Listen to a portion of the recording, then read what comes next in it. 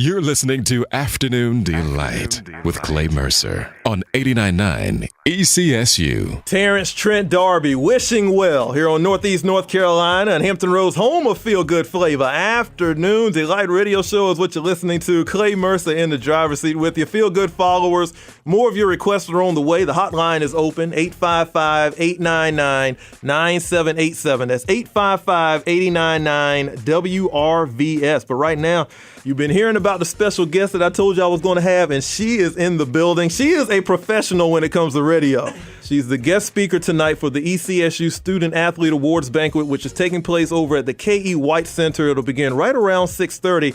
We want to welcome Ms. Jacqie McWilliams, the commissioner of the CIAA here to Afternoon Delight Radio Show. Commissioner, thank you so much for being a part of the show, and welcome to the show. Oh, thank you. It's such a pleasure to be here on the campus of ECSU and here with you this afternoon. You know, it's awesome. We were just talking before you made the move to Charlotte. Of course, your offices were in Virginia, up in Hampton, and it was easy for you to come down here or go to Virginia State, but now you're all the way over in Charlotte. So this is your first time being back on campus in how long now? Oh, it's probably been about 2.5 years. Wow. We had staff here a couple months ago, back in the fall, that came. We've been doing campus site visits, but I wasn't able to come based on schedule. And so it's been a minute. I think I came...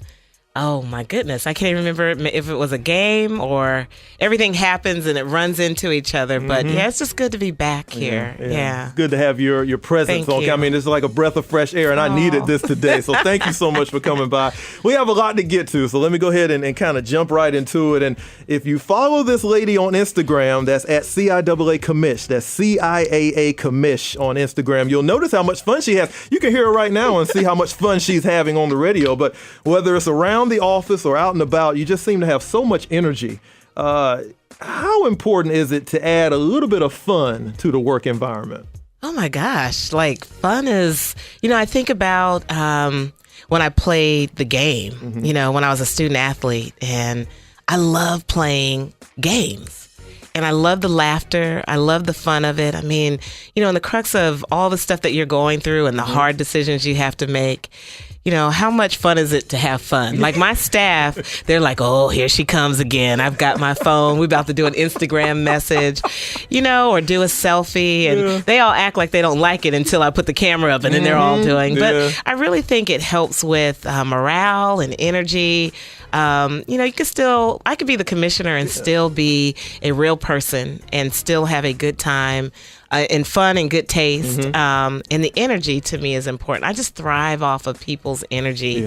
And I hope that the spaces I go into, that I bring that energy, even if you're having a bad day, you can't have it that long when you're around me because I'm just not going to let you. I like it. So I think having a good time and, even the days that I feel really down, I try to speak life into myself because I have a responsibility to help speak life into other people. And so it's just about having a good time and doing the best that you can. Some of your Instagram posts, are they planned out or do they just happen? I mean, be honest with me now. Most of them just happen. I think, I get moments like I got an idea. And so they're like, oh, here she comes. Bree, our sports information director, like everybody has to get in. Sometimes we talk about, I'm like, okay, let me think about this, like the golf championship. Yes. I'm like, you hold this, and while he's talking, he won't even know, but I'm going to walk behind him with these golf balls in my eyes. And so he's talking, he has no clue what I'm doing behind him. And it's just that kind of thing. I mean, sometimes I wake up like I need a message. Like there's something right now, our tennis championship and golf championship finish. And normally I do a message, but I have to feel it, So I know by Friday, I will have a message for those student athletes who are advancing to the national playoffs. Division II playoffs. But last week I could have said congratulations to all. Yeah, that's good. But I want them to really feel the authentic passion and the celebration that I have for them. So I'm figuring it out. I just don't know what it is quite yet. One of the interesting things about it, you're so open. And when people go to the Instagram or they go to your social media and they see you, you're genuine. I mean, everything you do just seems real and authentic. And I'm glad you used that word. So we appreciate that. Thank you. People like myself, we appreciate the openness. And it just seems like anybody can contact you and you're just ready to have a conversation with anybody, and that's wonderful. Yeah, I think again, I've been talking about my position and understanding the power I have in my position and the reach I have in my position. And I have a responsibility. Yeah. And I have a 12-year-old daughter who's watching me every single day. And I want her to live her best life and be her best person and be good to not just herself, but the other people around her. Like, we have a responsibility to serve. I'm a woman of God, so I understand every day that I'm seeking out to serve. I know I'll never be Jesus, but I definitely want to serve in a way that he would be pleased and say, sister, well done. I love that. And so with that, there's the energy, the life, the fun, and being really focused on what needs to be done. Like, I play hard, but I work extremely hard. And so trying to balance that out and balancing for me is being authentic about who I am. I'm comfortable with me, but it's taken a long time to get to the point where I can say, you know what, I am smart, I am beautiful, I'm bold, I am all that and then some, regardless, and not say it in a way that's, that sounds prideful, but really a way of confidence of I can do all things through Christ who strengthens me. And I have to own that for myself and not let anybody own that for me. Yeah, you're a wonderful example to your daughter and Thank everybody you. else that connects with you. And I'm Thank feeling you. it right now. So I'm so happy to have you here. It's Afternoon Delight Radio Show. Clay Mercer and CIAA Commissioner Ms. Jacqie McWilliams was with us. And speaking of fun, I'm sure it's very gratifying when you see student athletes achieve their goals. And I think that's really important.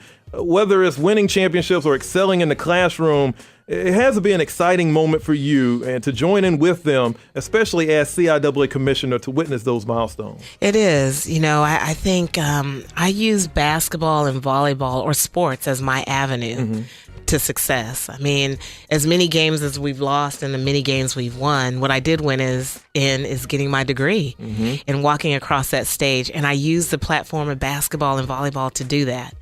And when you see student athletes who can really take hold of that opportunity and they graduate, and they're able to take all the skills that they received of being a student athlete and balance the academic. I get it. Like, it's hard work. It is. You're trying to be who you are. First of all, you don't even know who you are in college, You're right? becoming that person, You're right? becoming that person. Sometimes you go through coaching changes. I went through that as well. Sometimes you have financial hardships because the scholarship dollars don't all add up, particularly when you're at Division II schools.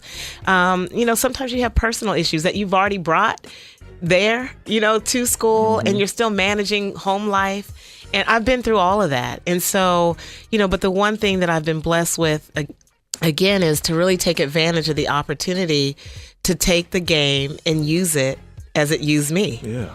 And so when you recognize that, this whole paying players and all that, I don't agree with that. Never. I don't know if I'll ever agree unless you can balance it out for every female and male that plays the game. And I think that's the difficult part about that. And you're bringing up a conversation. I didn't even have that prepared. Yeah. But when you're talking about spreading it out, not just basketball and football, but bowling, softball, baseball, track, it's a little difficult. And I don't agree with it either. I'm right there with you on that. I mean, I think about what I got. I got to travel. I got to stay in hotel rooms. I got sneakers. Yes, I got a scholarship. I got a scholarship. My parents didn't have to pay $18,000 a year. That is a blessing by itself. And so when you have access to that privilege as an athlete, and you see athletes who are playing the game, for me, it's just like, how awesome. Wow. Like, do you even know what you have? Don't take that for granted, because it will go fast and you'll get in the real life, Clay, as we both know, and then you got to get a job. Ain't nobody paying for nothing. So, I think it just gives you an opportunity to do what you love to do. But the most important thing is to get a degree, that we as people need our degrees. I agree. CIAA Commissioner Ms. Jacqie McWilliams, Clay Mercer here, Afternoon Delight Radio Show. The conference continues to expand. And just last month, we received news that Claflin University out of South Carolina will be joining the CIAA. I believe that's effective July 1st. Is that correct? When it comes to expansion, and I'm sure everybody has questions about it, but what are some of the key factors the conference looks at when it comes to prospective schools, and can we expect to see additional schools possibly added to the CIAA sooner than later? I think it's very strategic. A few years ago, we did a feasibility study of the conference, and the consultant we had, they, looked at schools within the region and see how they aligned with us academically, financially, graduation rates, school size, diversity, you name it, leadership, all of that plays in, accreditation, all of those. So we have a document that's kind of a standard document of what would the expectations be for a school to be a member of the CIAA. What do they bring to the table? Because they're going to get something, but what do they bring to the table, and how can we join together so that we all benefit from them coming in and the experience as a whole? You know, we look at travel, the distance, you know, the costs that would be associated with it. We look at just alignment. You know, what sports do they have? Does it help our sports? Will it help us grow our sports? Does it increase opportunities for women and men in sports? So all those things are taken a look at. We're looking at. We've looked at associate members as well. Baseball and men's tennis have been two sports that we've lost over the last couple of years because schools have had to make a decision. So we're in constant discussion. You know, can we bring in more schools that would help us bring those two sports back? We've talked about soccer, kind of the sport that is on the watch for us. We have a couple schools who've added it, whether it's a intramural sport and looking to grow it as a full-time sport. So all those things are being discussed with the board. Claflin was, you know, a unique experience. I think them coming into our conference immediately, I think is exciting. It's a lot of work, though. I believe it. You know, it's a lot of work. And the board just making sure that the footprint that they're in, what they bring to our conference, and just that transition from their conference into ours, how does that work? I mean, you see conference realignment all the time across the country. True. And so I think, you know, being careful and thoughtful about how does that look like for the conference and what do they bring to the alumni base. We look at that, True. you know, the scholarships they offer. The unique part, Claflin, they were independent before they joined the SIAC. And so, you know, them coming into Division II membership, Division II NCAA has a standard alignment things that you have to meet in order to be Division II. And they're meeting all those guys. Probably they're doing more than some of our current institutions. And that's what you see when new schools come in Division II. So we're looking forward to having them. Their leadership is awesome. You know, the student athletes are great. Their alumni base is huge. And so we're looking at growth. If we expand another school, there's no discussion right now. We're looking at some associate members. We do have a couple schools that are interested, but again, they have to align with us and it has to make sense. So it's all about timing, you know. How important was the decision to kind of relax the football requirement for a school to try to apply and become a part of the CIAA? How important was that, and kind of what went into that decision making? That was real important. So that had to happen before anything else happened because since I've been the commissioner, which was in 2012, the policy has always been that you had to have football, required sports, football, basketball, softball, men's and women's basketball, softball, and there's one more. But volleyball. Okay. So those are required sports. All the other ones, track and field, a lot of the individual sports are based on the institution. And you have to have 6 sports in order to have a conference championship within your conference. So I think the ability to relax the policy of not making football required opened the door for us to look for members who had all these other great sports that could help us enhance and build our other sports, but not have football. That took we just got that approved like last year. Yeah, it's very recent. Yeah, but it had been in discussion for some time. Oh, wow, okay. And so I think it's just based on philosophy. You're seeing conferences relax their policies because they do want growth and opportunity. And so I think the board decided it's time to do something different. And, you know, let's relax the policy. If they don't have football, but they need to add 2 other sports. Right. So Claflin will have to bring in a couple other sports when they come into the conference. We'll give them a 2-year grace period to do that. Okay. It might be, they already have baseball, so it might be tennis, men's and women's tennis, and maybe bowling. They get to determine that based on what we currently have. Not bad, not bad. It's CIAA Commissioner Ms. Jacqie McWilliams, Clay Mercer, Afternoon Delight Radio Show. You can find her on Instagram. Just talking about you, you're the first African-American woman to hold this position as CIAA Commissioner. How much does that mean to you? And do you feel a little bit more pressure on your shoulders with that title? Sometimes I do. You know, sometimes it's a lonely place because when you're the only one, who else do you have to talk about the issues? I mean, I could talk. There's white females and Asian female who are in the space, but their realities are very different than mine. And so trying to make sure that I have the right mentors and people around me is critical. I have an awesome board. They have become mentors, folks that I can bounce off. So they're not commissioners, but they are leaders in high position.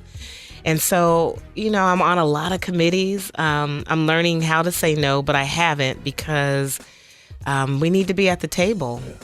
And I have the power and the position to be at the table and respected in the field to be asked to serve on the table. And they're not small tables, they're big tables. And so I take advantage of those opportunities because it gives me a chance to have a voice for us.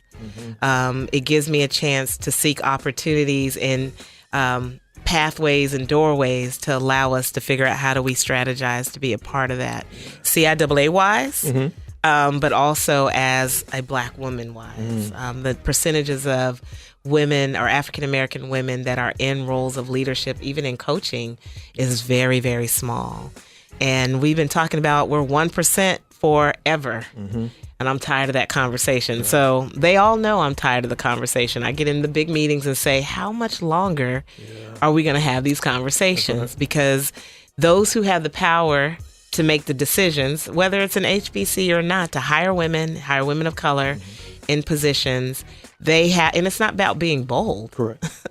It's about recognizing that you need to have us presented, seen on your campuses to impact other lives.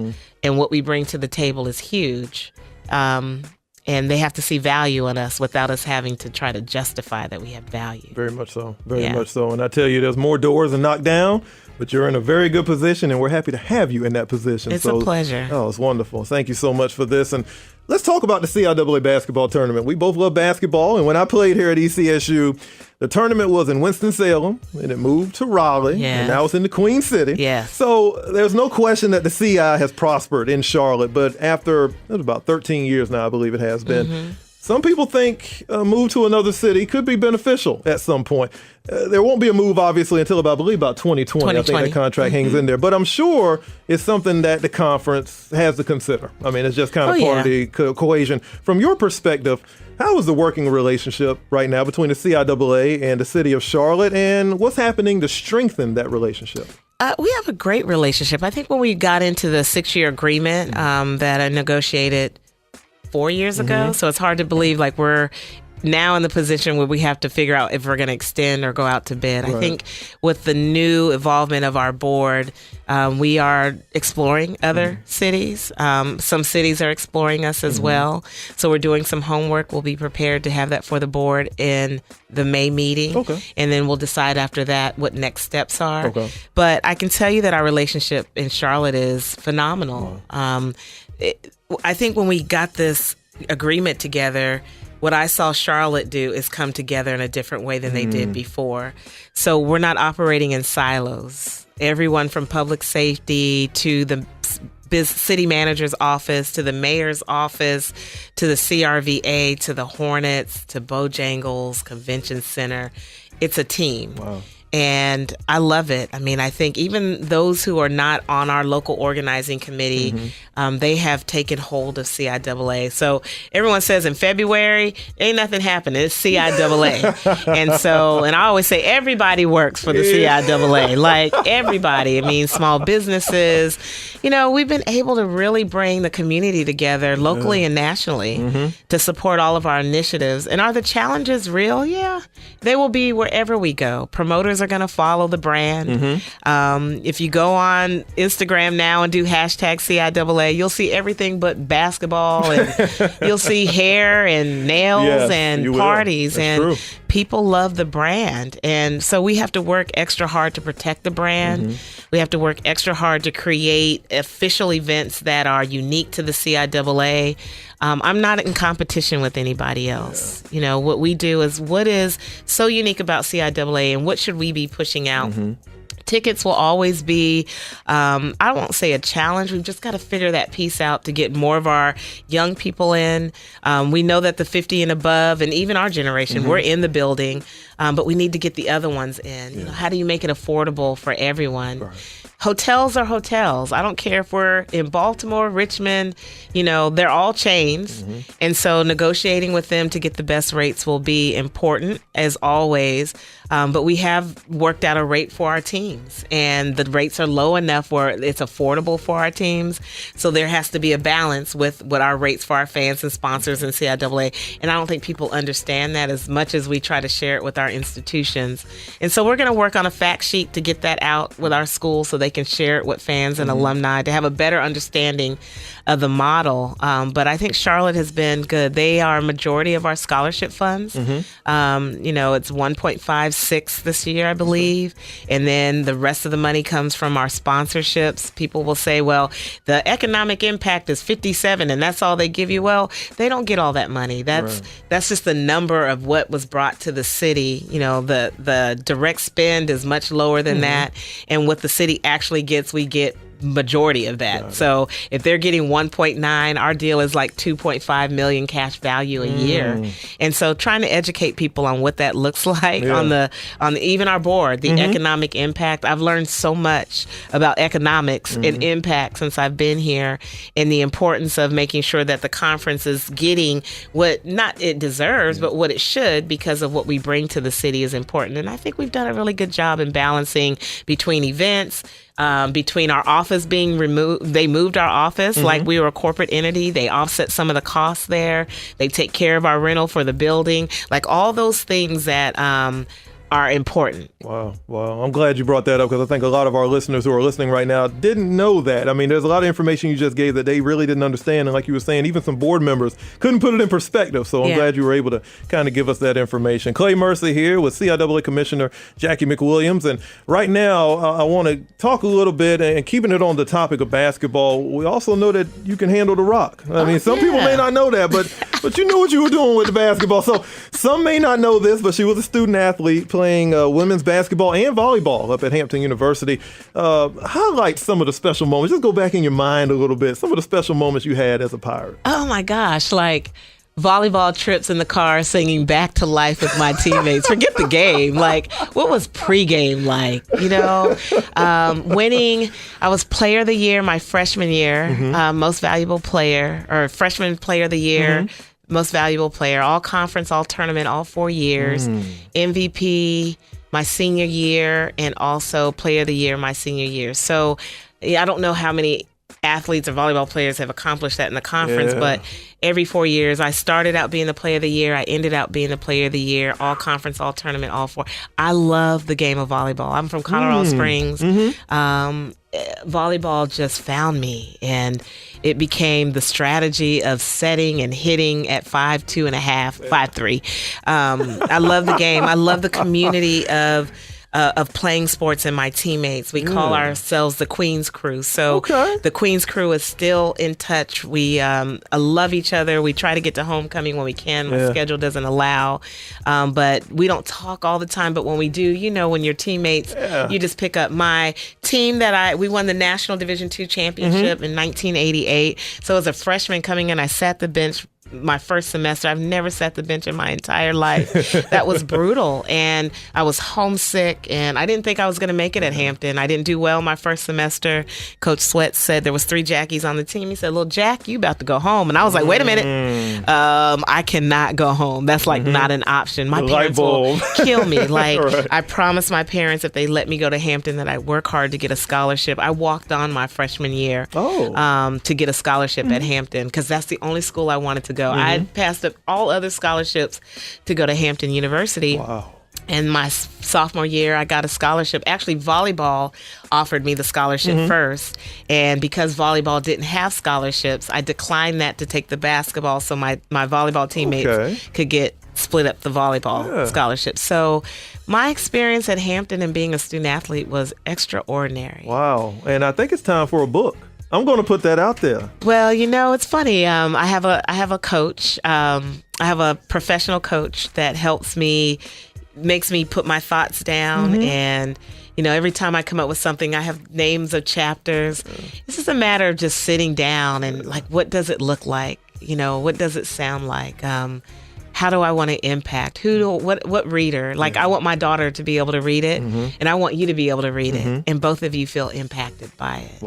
Wow, this is wonderful. I'm loving this. And the one thing I want to finish this out on is the lifelong bonds that come with being a student athlete. You talked about volleyball. Whether you win the championship or not, there are some bonds that, like you were saying, you may not talk to the person for 3-4 years, but when you do talk, it's almost like you talked yesterday. And I'm sure you have that. Yeah. Like, so my teammates from the basketball team, like we've all, and they were older than me. So I was little Jack, right? And so Jackie Weiss, who went to Hampton, and her husband, Mike, went to Norfolk State, and their son now is playing at Florida State, and he was in the NCAA tournament. Not bad. And so we're on Facebook group chat, because that's how old school we group chat on Facebook, and so we are keeping up constantly with each other. So I'm going to be in the Hall of Fame. I just was, and it was they sent me a letter back in January, and I was like, not really. This is not happening. And then so now they put it out there, and I'm like, oh my God, I'm going to the Hall of Fame. Congratulations. So I sent that to my teammates, and they just celebrate. We just love on each other. You know, it's and we don't have to see each other. We just know what we went through as student athletes. The perseverance and the wins. You know, we won the Division II National Championship. You're talking about a group of sisters who ain't never been to I'm from Colorado, but they had never been past the Mississippi line. And there we are in North Dakota, kicking butt, 33-1. The only game we lost that year was Virginia State University. Get out of here. Yes, in the CIAA Championship. So I've never have won a basketball CIAA Championship. It kills me. I understand. It sticks with you. But I have won an NCAA Division II National Championship. That feels good. I love that. I could talk to this lady all day, from student athlete to director of the NCAA Division I men's and women's basketball tournament, to now serving as the CIAA Commissioner. That's Jacqie McWilliams. Commissioner McWilliams, thank you so much for being a part of Afternoon Delight Radio Show and talking to my Feel Good followers today. Thank you. It's been a delight. Thank you so much. Northeastern North Carolina's original public radio station and the sound of Elizabeth City State University. This is my favorite station. WRVS-FM and HD1, Elizabeth City, Kill Devil Hills, Chesapeake.